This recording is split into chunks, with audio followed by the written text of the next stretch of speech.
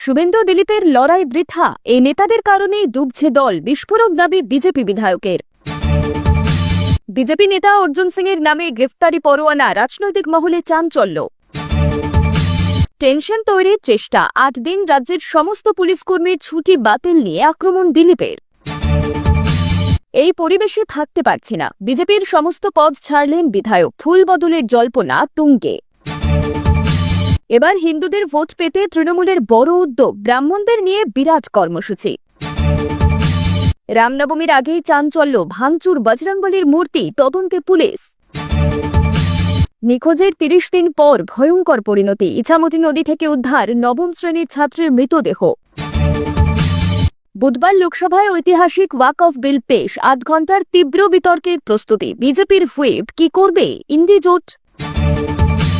হিন্দুত্ব ইস্যুতে চড়ছে পারদ, রামনবমীতে ২,০০০-এর বেশি মিছিল, রাজ্য জুড়ে মেগা প্ল্যানিং পুলিশ প্রশাসনের।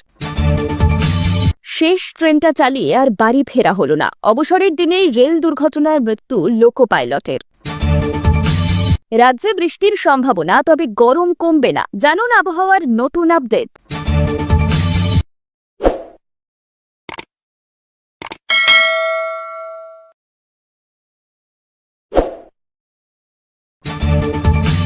আলিপুরদুয়ারে বিজেপির অভ্যন্তরীণ দ্বন্দ্ব কি বাড়ছে? বিধানসভা নির্বাচনের আর ১ বছর বাকি থাকতে এই প্রশ্ন জোরদার হয়েছে। কুমারগ্রামের বিজেপি বিধায়ক মনোজ কুমার ওরাও সোশ্যাল মিডিয়ায় বিস্ফোরক পোস্ট করে দলের একাংশের বিরুদ্ধে ক্ষোভ প্রকাশ করেছেন এবং বিজেপির সব পদ ছাড়ার ঘোষণাও দিয়েছেন। ২০২১ সালের বিধানসভা নির্বাচনে আলিপুরদুয়ার জেলার ৫টি আসনে জয়ী হয়েছিল বিজেপি, কিন্তু পরে এক বিধায়ক তৃণমূলে যোগ দেন, আরেকজন সাংসদ নির্বাচিত হয়ে বিধায়ক পদ ছাড়েন এবং সেই আসনে উপনির্বাচনে জয় পায় তৃণমূল। এই পরিস্থিতিতে ২০২৬-এর নির্বাচনে বিজেপির খারাপ ফলের আশঙ্কা করছেন মনোজ। বিধানসভায় বিভিন্ন ইস্যুতে প্রতিবাদ কর্মসূচিতে সক্রিয় ভূমিকা নিয়েছেন মনোজ ওরাও, এমনকি বাজেট অধিবেশনে তাকে মার্শাল দিয়ে অধিবেশন কক্ষ থেকে বের করে দেওয়া হয়। এদিকে উত্তরবঙ্গের উন্নয়ন নিয়ে কেন্দ্রীয় মন্ত্রীদের সঙ্গে আলোচনার জন্য উত্তরবঙ্গের ১০ বিজেপি বিধায়ক দিল্লি গেলেও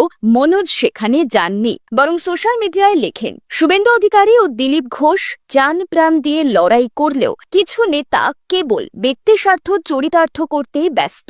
কর্মীদের ভাবাবেগকে উপেক্ষা করে তোষামতকারীদের গুরুত্ব দেওয়া হচ্ছে। দলের খারাপ ফল হলে এর দায় সেই নেতাদেরকেই নিতে হবে। এদিকে আলিপুরদুয়ারে বিজেপির জেলা সভাপতির নির্বাচন নিয়েও দল সিদ্ধান্ত নিতে পারেনি। বর্তমানে সাংসদ মনোজ টিক্কা বলেন, জেলার সভাপতির দায়িত্বে তিনি থাকলেও অনিশ্চয়তা রয়েছে। মনোজ ওরাওয়ের এই পদত্যাগের পর রাজনৈতিক মহলে জল্পনা শুরু হয়েছে, তবে কি তিনি তৃণমূলে যোগ দেবেন? যদিও শিলিগুড়ির বিজেপি বিধায়ক শঙ্কর ঘোষ জানিয়েছেন, মনোজ বিজেপিতেই থাকবেন এবং তার সঙ্গে দলের আলোচনা হবে।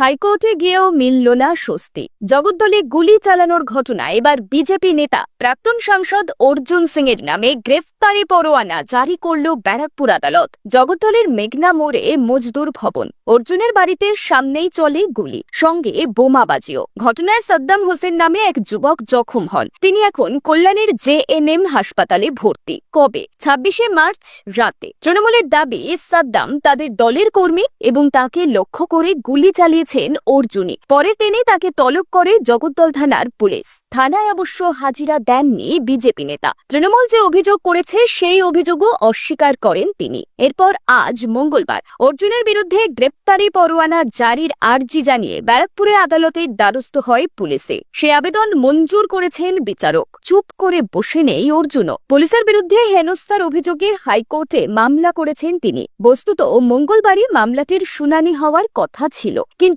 ধর্মঘটের কারণে শুনানি হয়নি। অর্জুন বলেন, আমি হাইকোর্টে গিয়েছি, আজকে হাইকোর্টে ধর্মঘট হলো, তার জন্য আমার মামলাটা শোনা গেল না। যেখানে তৃণমূলের ২ গুন্ডা পিস্তল নিয়ে গুলি চালাচ্ছে, পুলিশ স্বতঃপ্রণোদিত মামলা করেছে, তারপরে কি করে নিম্ন আদালত আমার কাছে গ্রেপ্তারি পরোয়ানা জারি করলো? বোঝা যাচ্ছে নিম্ন আদালতের কি অবস্থা, কারা কোর্ট চালাচ্ছে। আমাদের আদালতের উপর বিশ্বাস আছে, কালকে হাইকোর্টে মামলা আছে, দেখা যাক কি হয়।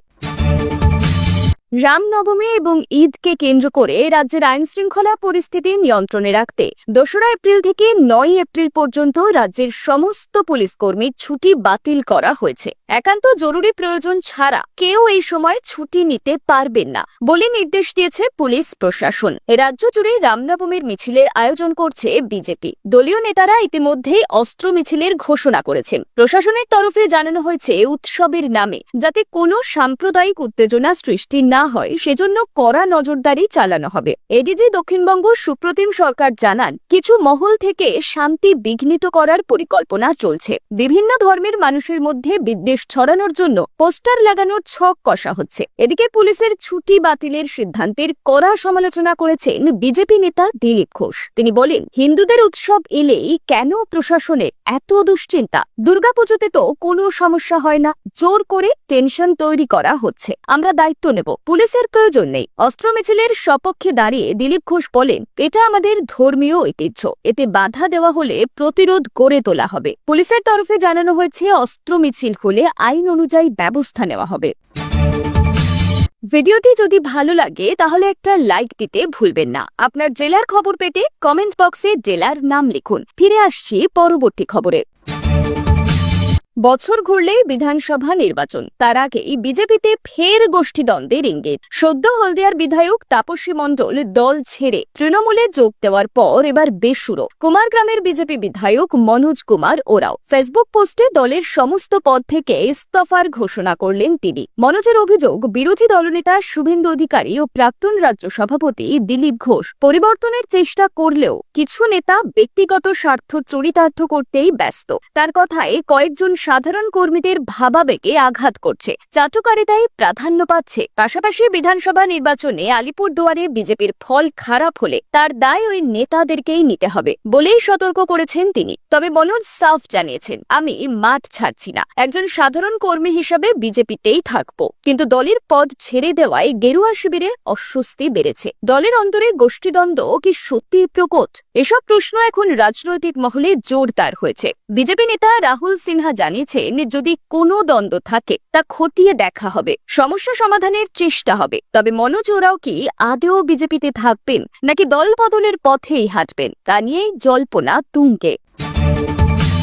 2026-এর বিধানসভা নির্বাচনের আগে হিন্দুদের ভোট একত্রিত করতে মরিয়া চেষ্টা চালাচ্ছে বিজেপি। যেখানে হিন্দুরা আক্রান্ত হচ্ছেন সেখানেই পৌঁছে যাচ্ছেন রাজ্যের বিরোধী দলনেতা শুভেন্দু অধিকারী। আরও বেশি করে হিন্দু যাতে ভোট দান করেন তার চেষ্টাই করছেন তিনি। আর এই পরিস্থিতিতে এবার শুভেন্দু অধিকারীর নিজের জেলায় হিন্দু সনাতনীদের ভোট পেতে বড় উদ্যোগ নিল তৃণমূল কংগ্রেস। সূত্রের খবর, এদিন মেচেদায় ব্রাহ্মণ পুরোহিত সংগঠনকে নিয়ে একটি বৈঠক করে তৃণমূল নেতা রাজীব বন্দ্যোপাধ্যায়। স্বাভাবিকভাবে এই খবর সামনে আসার পরেই একাংশ বলছেন যে বিজেপিকে দেখে তৃণমূল এই কৌশল বেছে নিয়েছে, কারণ তারা বুঝতে পেরেছে যে হিন্দুদের ভোট এবার বিজেপির দিকেই যাবে। তাই সেই ভোটকে যাতে ভাগাভাগি করে তৃণমূল ভাগ বসাতে পারে তার জন্যই শুভেন্দু অধিকারীর নিজের জেলায় ব্রাহ্মণ এবং পুরোহিতদের নিয়ে তৃণমূল নেতা রাজীব বন্দ্যোপাধ্যায়ের এই কর্মসূচি। দিনের শেষে তেমনটাই বলছেন রাজনৈতিক বিশেষজ্ঞরা।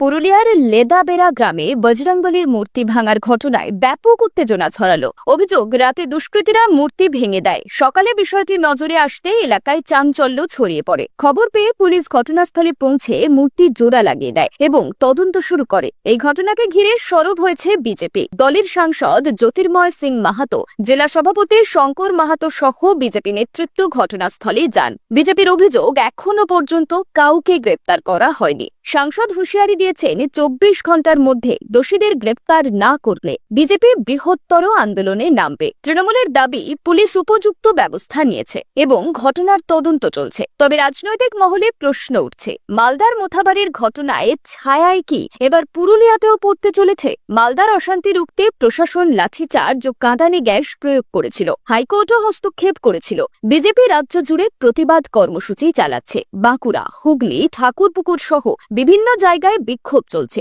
পুরুলিয়ার ঘটনায় উত্তাপ ছড়ানোর আশঙ্কা করছে প্রশাসন। ঈদের পরের দিন বিকেলে ইছামতি নদী থেকে উদ্ধার হলো 1 মাস নিখোঁজ থাকা নবম শ্রেণীর এক ছাত্রের মৃতদেহ।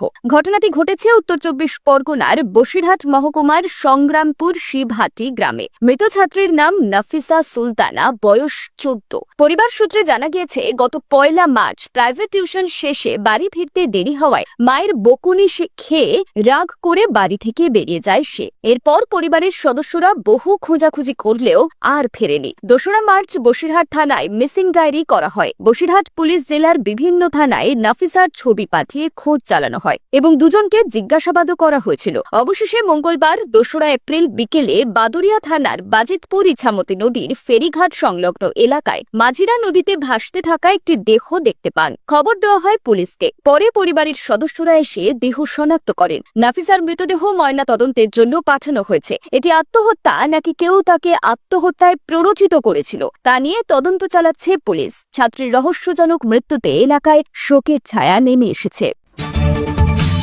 2 এপ্রিল লোকসভায় পেশ হতে চলেছে ওয়াক অফ সংশোধনী বিল। এই বিল নিয়ে সংসদে তীব্র বিতর্কের সম্ভাবনা রয়েছে। মঙ্গলবার লোকসভার বিজনেস অ্যাডভাইজারি কমিটির অর্থাৎ বিএসির বৈঠকের পর কেন্দ্রীয় সংসদীয় বিষয়ক মন্ত্রী কিরেন রিজিজু জানান, বিল নিয়ে 8 ঘণ্টা আলোচনা হবে। বিরোধীরা 12 ঘণ্টা বিতর্কের দাবি করলেও তা মানা হয়নি। ফলে তারা বৈঠক থেকে ওয়াক আউট করেন। বিজেপির সব সাংসদকে লোকসভায় উপস্থিত থাকতে নির্দেশ দিয়েছে। নির্দেশিকায় বলা হয়েছে, বুধবার গুরুত্বপূর্ণ কর্মসূচি রয়েছে, তাই বিজেপির সকল সাংসদকে উপস্থিত থাকতে হবে এবং সরকারের সমর্থনে ভোট দিতে হবে। কিরেন রিজিজু বলেন, যদি কেউ আলোচনা থেকে পালিয়ে যেতে চায় আমরা আটকাতে পারবো না, তবে সব দলের মতামত রাখা উচিত। সংসদের অধিবেশন 4 এপ্রিল পর্যন্ত চলবে। লোকসভার পর রাজ্যসভাতেও বিলটি পাশ করাতে হবে। বিরোধীরা এই বিলকে অসাংবিধানিক ও মুসলিম স্বার্থ বিরোধী বলে সমালোচনা করছে। কেন্দ্র দ্রুত বিলটি পাশ করাতে বদ্ধপরিকর। বিরোধীদের অবস্থান ও বিতর্কের দিক নির্দেশে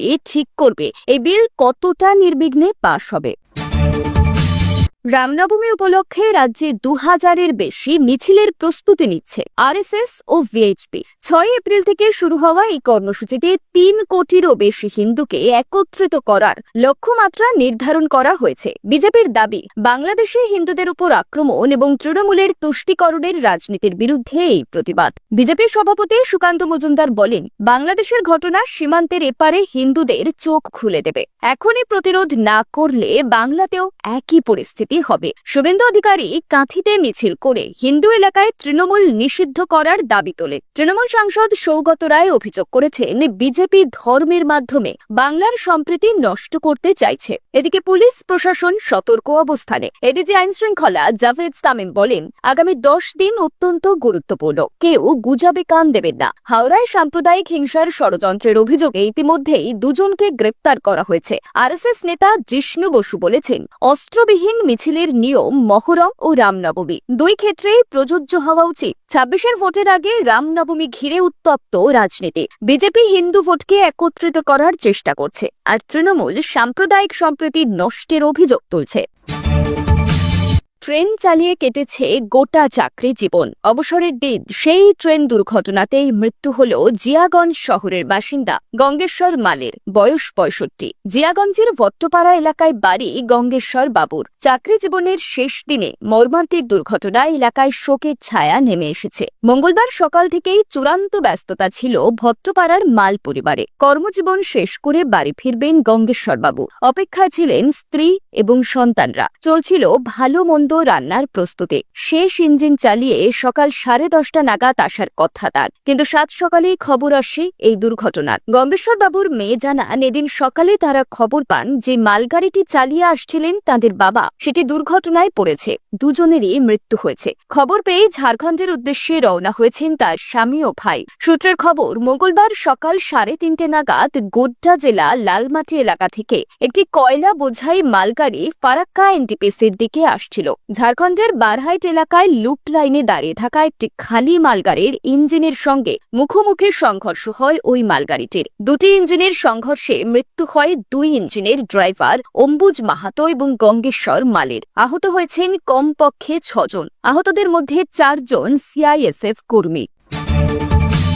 দক্ষিণবঙ্গে গরমের অস্বস্তি কমার নাম নেই। চৈত্রের মাঝামাঝি সময় রোদের তেজ বাড়ছে, তাপমাত্রায় রয়েছে বেশ উচ্চমাত্রায়। তবে আবহাওয়া দপ্তর জানিয়েছে আপাতত গরম বাড়বে না, কিন্তু কমবেও না। এর মধ্যেই রাজ্যের কয়েকটি জেলায় এই সপ্তাহে বৃষ্টির সম্ভাবনা রয়েছে। আলিপুর আবহাওয়া দপ্তর জানিয়েছে বুধবার দক্ষিণ 24 পরগনা, পূর্ব ও পশ্চিম মেদিনীপুর এবং ঝাড়গ্রামে হালকা বৃষ্টি হতে পারে। সেই সঙ্গে ঝোড়ো হাওয়া বইতে পারে কিছু জায়গায়। পূর্ব ও পশ্চিম মেদিনীপুর এবং ঝাড়গ্রামে সতর্কতা জারি করা হয়েছে। বৃহস্পতিবার থেকে আরও কিছু জায়গায় বৃষ্টি হতে পারে। পুরুলিয়া, বাঁকুড়া, পূর্ব ও পশ্চিম বর্ধমানেও বৃষ্টির সম্ভাবনা। শুক্রবার ফের দক্ষিণ 24 পরগনা, পূর্ব ও পশ্চিম মেদিনীপুর এবং ঝাড়গ্রামে বৃষ্টি হতে পারে। শনিবার দক্ষিণ 24 পরগনা ও পূর্ব মেদিনীপুরে বৃষ্টি দেখা যেতে পারে, তবে তাপমাত্রায় কোনো বড় পরিবর্তন হবে না।